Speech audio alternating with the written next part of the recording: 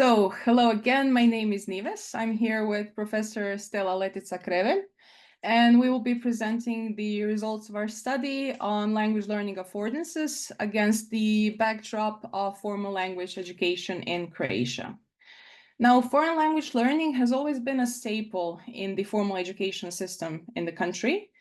Early language learning was implemented over 20 years ago. So mandatory foreign language is introduced at the beginning of primary school, so from the age of 7. And elective second foreign language is introduced at the age of 10.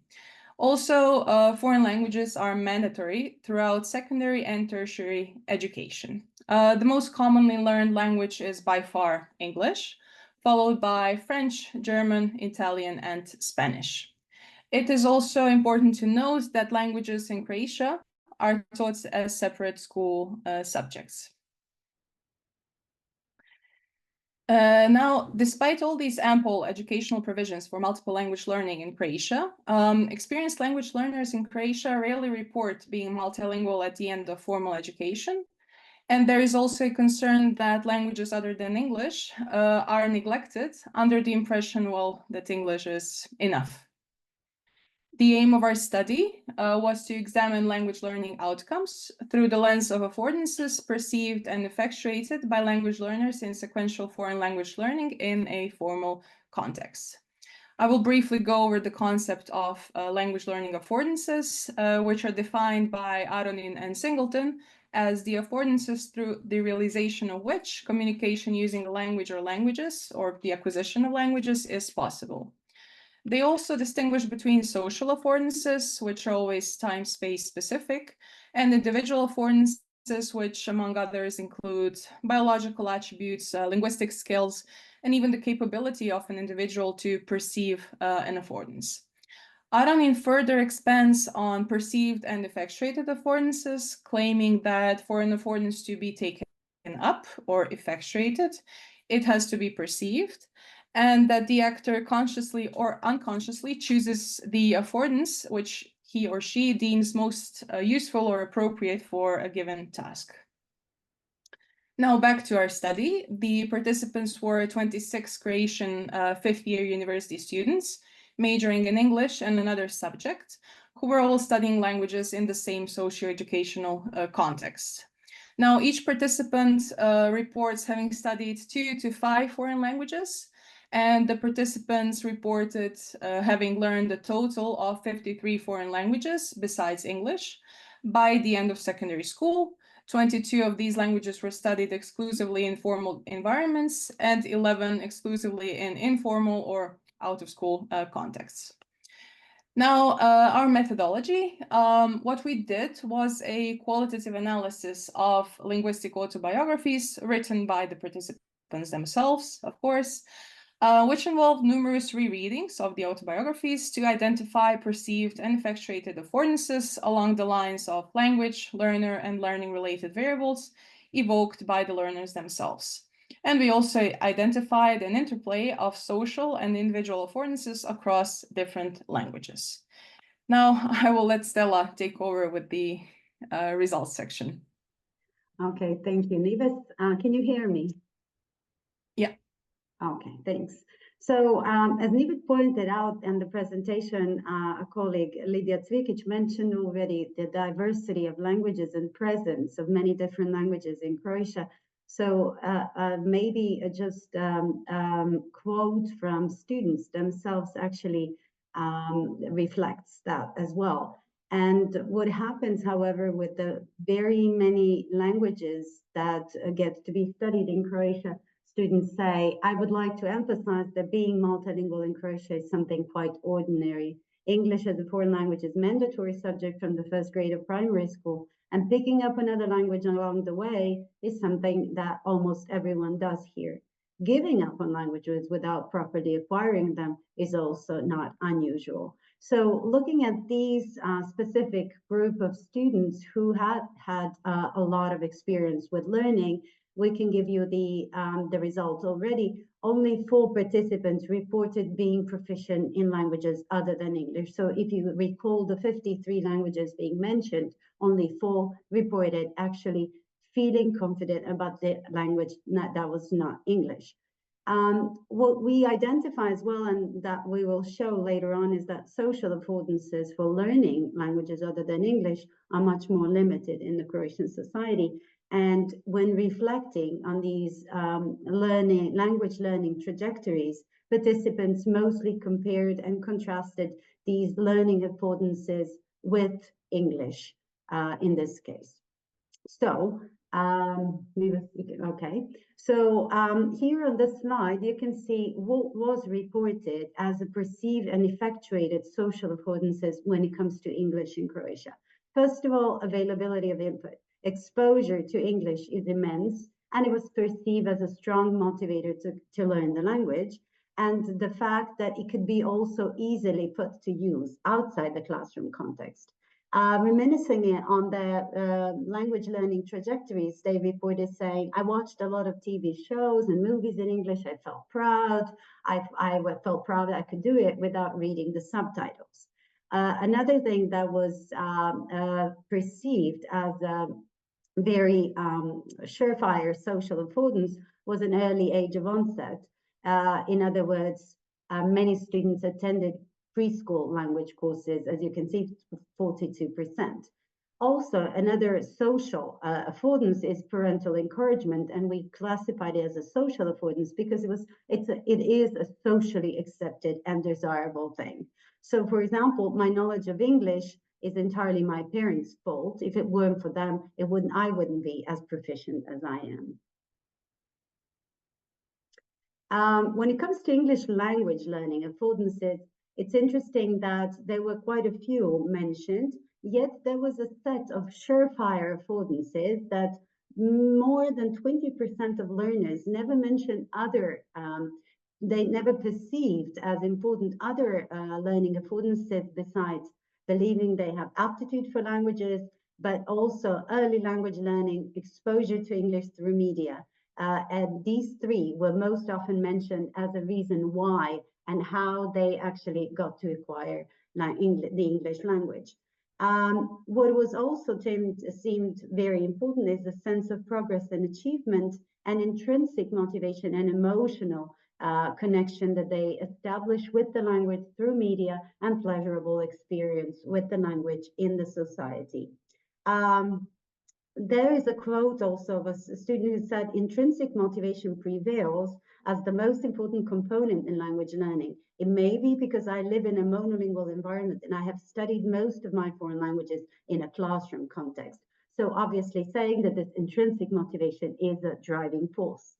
However, that what was also mentioned as a kind of drawback or perceived lack of affordances is low teacher expectation, poor classroom management, but basically unchallenging classes and curriculum. In other words, saying that children starting very early, that there is no good balance in the transition period with what is expected by the curriculum and what children may know already at the point when they start elementary school. So what we recorded examples such as, I feel that language learning in school was no particular use to me. I was bored, forbidden to do tasks in advance, so I ended up acting out of sheer boredom in this case.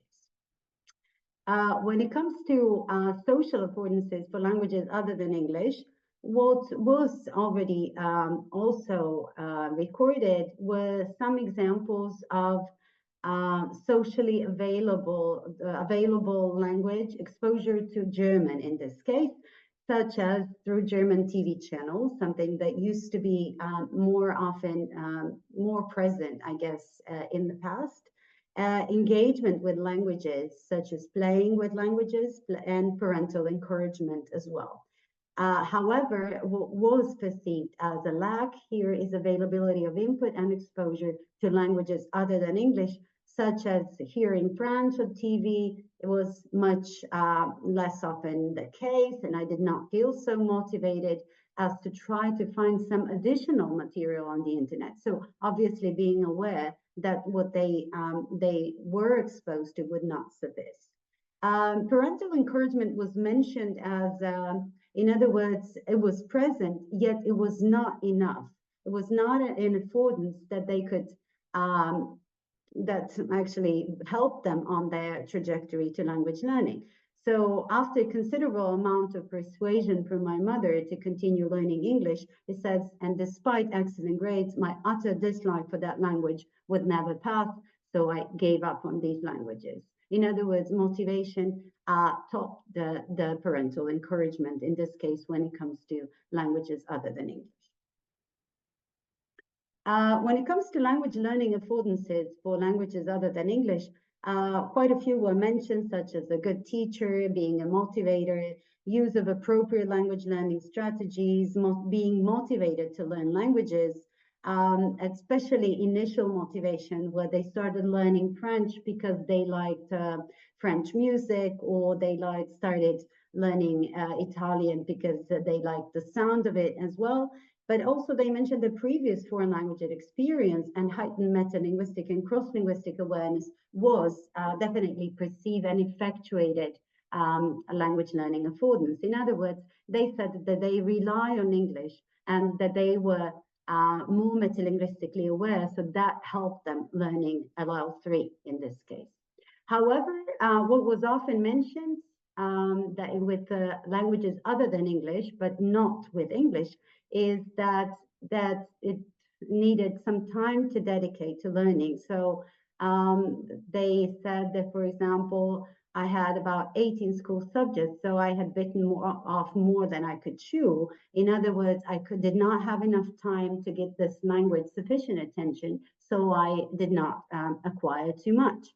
Another issue that cropped up was coherence and continuity in institutional foreign language programs. This occurred in a way as an availability of language courses in transition periods. In other words, passing from elementary to high school, they could not continue learning a particular language given that it was not on offer, or the language teacher turnover rate that turned to be problematic. When it comes to other languages, inappropriate teaching methodology was mentioned, something as lacking, but also motivation at certain point. I tried to use, for example, my English learning strategies, but on numerous occasions, but they failed. So the reason for this was the lack of genuine interest to learn German. So I studied only to avoid a bad grade. In other words, the motivation to study the language was not there, or they were forced, as in a second example, we had no choice but accept that German was our first foreign language, so this made us miserable. In other words, there was no choice of what language they would learn as their third language, for example. However, we were able to identify affordances that were perceived and effectuated in steps. When it comes to English, it was important exposure to input, early onset of learning, parental encouragement, ability to use the language outside the context, and this sense of achievement and progress that you could do something with English and you can prove yourself that you can do it outside of classroom. This is the set of affordances most often mentioned that worked miracles when it comes to the trajectory with English. On the other hand, German, that participants did report, given when it was an early onset of learning, what they mentioned is also sense of achievement of progress that turned out to be important affordance. Yet what they mentioned, interest in language and coherence and continuity in curricula across different educational levels, obviously something that they perceived was not always there. And this was always seen as perceived as very important when it comes to languages other than English. So to summarize, with languages other than English, only 4 participants were satisfied with the communicative competence achieved. What is obvious from what we showed on the previous slide, they perceived affordances were similar to those in English, but participants reported investing huge amounts of conscious effort effectuating these affordances. In other words, did not come easily or spontaneously. On the other hand, some affordances, such as that there was some available additional input of these affordances were perceived only in retrospect. So when they were compared in these autobiographies, compared to English. So what was obvious from these examples, that effectuation of affordances when it comes to languages other than English depended hugely on effective factors, such as motivation, attitudes towards that particular target language, and language learning, and emotional attachment that they did or did not develop with that third language. So what was also obvious from these accounts, that we had a compartmentalized account of trajectories of specific languages. In other words, they were the same way they are taught in languages as separate in schools as separate school subjects. So whenever they were given that they were asked to retell their trajectories in language learning, learning different languages, they still separated these languages as their world apart and telling their story separately. So what we concluded here, that not all affordances were perceived as such for all languages, and even when they were perceived, they were not necessarily effectuated in the same way. So what does this tell us? When it comes to learning a third language, it doesn't become easier. It's laborious and time-consuming endeavor, regardless of previous language learning experience. Mind you, these were very experienced language learners, learning up from 2 to 5 languages. In other words, is there a pedagogical implication when it comes to when in the system we should introduce formal instruction? This obviously formal instruction, to be somehow maintained, requires certain awareness of language and requires additional motivation that other than just learning another language for its own sake, which children may be too young to conclude on their own at the younger age. What is possibly a help on that route is integrated didactics approach to teaching the third language from the very start. So in other words, plurilinguistic approaches to teaching a third language. What may matter the most is making these interlingual connections. However, what transpired from this study is that we don't have the understanding of the concept of plurilingual competence. The question is of expectations, which is more or less the target, the native speaker proficiency in each of the languages, which is shows this underlying monolingual ideology in this case. What is also important in this case, and what may help with really developing multilingualism in this sequential learning in a monolingual environment, is helping students to become more aware of their real L3 self or ideal L3 self. And when I say L3, I mean still languages other than English, given that English is most commonly the first language. What does that mean? Becoming aware that the availability of the third language is not as extensive as that would be in the first language or the first foreign language, and that we should really be objective and realistic and what can be achieved in this context, but still encouraging ideal L3 self in a sense, what is to be achieved with this language, not only compared to ideal L2 self that already puts a lot of expectations, but truly and realistically looking at what turns to be a help and what turns to be advantage of knowing an additional language and something that brings about plurilingual competence rather than target and the native speaker norm in each of the languages learners speak. So we just invite you, given that the paper was published, we invite you to take a look at the paper, because there it says more about the affordances and about the methodology with which we hope that we could be ready to explore further in this respect and when it comes to pedagogy. Thank you.